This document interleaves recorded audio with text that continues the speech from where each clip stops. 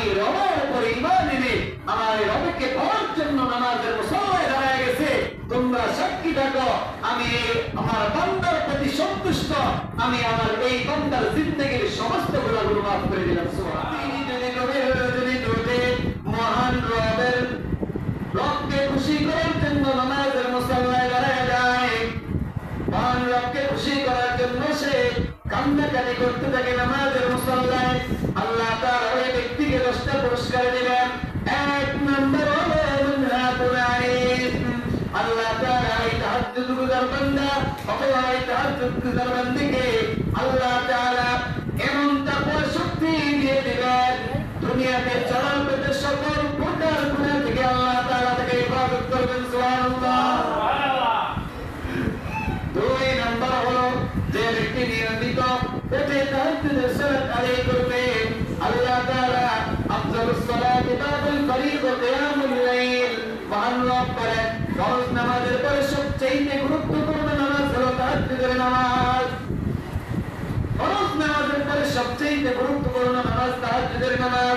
এই নামাজ এমন নামাজ যেই নামাজের কারণে অনেক মানুষ আল্লাহওয়ালা হয়ে গেছে, পৃথিবীতে এমন কোন আল্লাহ। 4 নাম্বার নবীজি বলেন যে ব্যক্তি তাহাজ্জুদের সালাত আদায় করবে রাহিমাহুল্লাহু আনহু ফি রিওয়ায়াতিন রাহিমাহুল্লাহু রাতান, যে ব্যক্তি তাহাজ্জুদ গুজার তাহাজ্জুদের সালাত আদায় করবে চাই সে মহিলা অথবা পুরুষ, নবীজি সাল্লাল্লাহু আলাইহি ওয়াসাল্লাম সুবহানাল্লাহ নবীজির দোয়া যদি কেউ পায় এর চাইতে সৌভাগ্যবান ব্যক্তি আর কেউ আছে? কারণ নবীজি তো তাকেই দোয়া দিবে যে সে নবীজির মাধ্যমে সুপারিশ প্রাপ্ত হবে, ঠিক কিনা?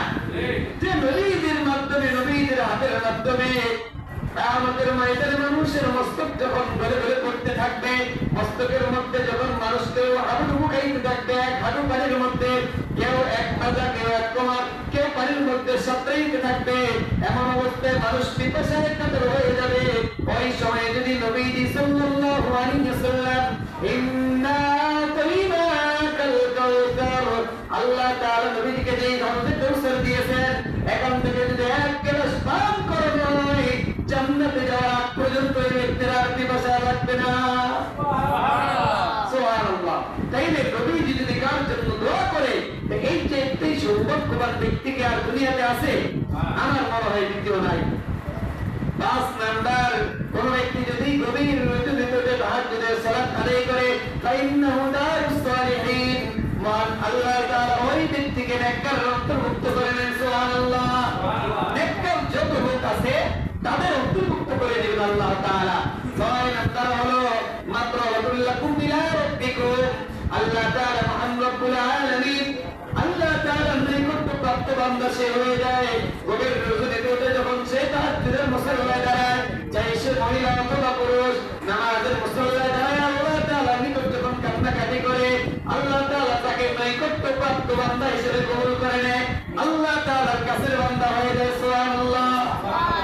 আমরা যদি আজকে দুনিয়ার কোন এমপি মন্ত্রী একজন ক্ষমতাশীল লোকের একটু পাশে ঘেঁষা দেয় একটা গিয়ে যদি সে আমাকে ডাক ফুল দেয়, এলাকার সব মানুষ আমাকে ভয় দেয়, ঠিক কিনা? যে এমন ব্যক্তির বড় এসে লাগে আপনাদের সাবধান, এর সাথে কোনো কথা বলা যাইব না, এলে কিন্তু সমস্যা আছে। আর আমার সম্পর্ক যদি মহান রবের সাথে হয়, আমার সম্পর্ক যদি কার সাথে হয়? মহান রবের সাথে, মহান প্রভুর সাথে যদি আমার সম্পর্ক হয়, তাহলে দুনিয়া আখিরাত উভয় জানে আমি সফলতা রাখতে হবে। সুবহানাল্লাহ। সফলতা অর্জন করবো আমি কোথায়? উভয় জানে, দুনিয়া আখিরাত। 7 নাম্বার হলো মাগফিরাতুল লিসাইয়্যা ওয়া মাগফিরাতুল লিসাইয়্যা।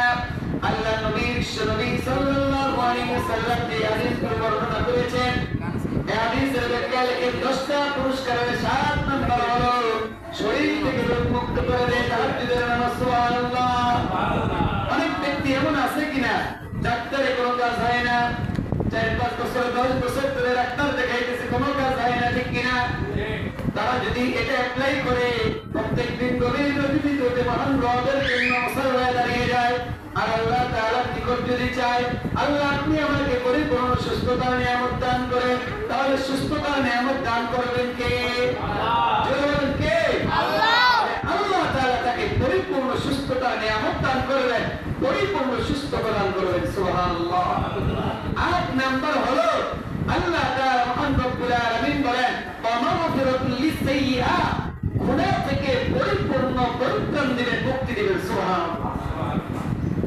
নবীজির হাদিসের মধ্যে বলা হয় 8 নাম্বার হলো পরিপূর্ণভাবে যে তাহাজ্জুদ করবে আল্লাহ তাআলা তার জিন্দেগীর গুনাহগুলো maaf করে দিবেন সুবহানাল্লাহ। 9 নাম্বার কোন ব্যক্তি যদি গভীর রাতে দেখতে তাহাজ্জুদের সালাত আদায় করে আল্লাহ তাআলা মহান রব্বুল আলামিন তাদের খুশি হয়ে হাসতে থাকেন। ইন্নাল্লাহা লা ইয়াদহাকু ফি রিওয়ায়াতিন আজিবা রাব্বুনা, গভীর রাতে যারা তাহাজ্জুদের নামাজ পড়বে আল্লাহ তাআলা ওই বান্দাদের প্রতি খুশি হয়ে ফেরেশতাদেরকে নিয়ে হাসতে থাকেন সুবহানাল্লাহ। দেখো ফেরেশতারা, এই আমার বান্দা আমাকে দেখে নাই এবং আমাকে না দেখা সত্ত্বেও আমি রবের উপর ঈমান এনে আমার রবকে পাওয়ার জন্য নামাজের মুসল্লায় দাঁড়ায় গেছে।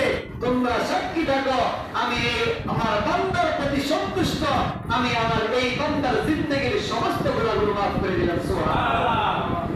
10 নাম্বার ফজিলত হলো ইউরাযা মিন বাতিনিহা, গভীর রাতে যদি তাহাজ্জুদের নামাজ পড়ে ওই তাহাজ্জুদ গুজার বান্দা ওই তাহাজ্জুদ গুজার বান্দিকে আল্লাহ তাআলা কিয়ামতের ময়দানে এমন একটা জান্নাত দিবেন ইউরাযা মিন বাতিনিহা, অর্থাৎ ওই ব্যক্তির এমন একটা জান্নাত দেওয়া হবে যে জান্নাতটার ভিতর থেকে বাহির দেখা যাবে, বাহির থেকে ভিতর দেখা যাবে সুবহানাল্লাহ। আমরা ঢাকায় যখন যাই, ঢাকা শহরের মধ্যে অনেক এমন বিল্ডিং আছে কিনা যে ভিতরে কি করতেছে সব বাইরে থেকে দেখা যায়। অনেক রেস্টুরেন্ট আছে কিনা, রোডের পাশে অনেক নামি দামি রেস্টুরেন্ট আছে যে বাহির থেকে দেখা যাচ্ছে যে ওই রেস্টুরেন্টে কারা খাচ্ছে, আবার ভিতরে যারা আছে তারা বাইরে সবকিছু দেখতেছে, ঠিক কিনা? তাই তাহাজ্জুদ গুজার যে ব্যক্তি যে তাহাজ্জুদের নামাজ পড়বে আল্লাহ তাকে এমন জান্নাত দিবেন যে জান্নাতের ভিতর থেকে বাহির দেখা যাবে আর বাহির থেকে ভিতর দেখা যাবে সুবহানাল্লাহ।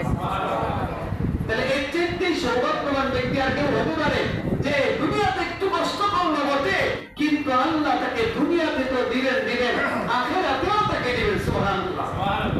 ওয়া তাকুল জান্নাতু বিগাইরি হিসাব, আল্লাহ বিনা হিসাব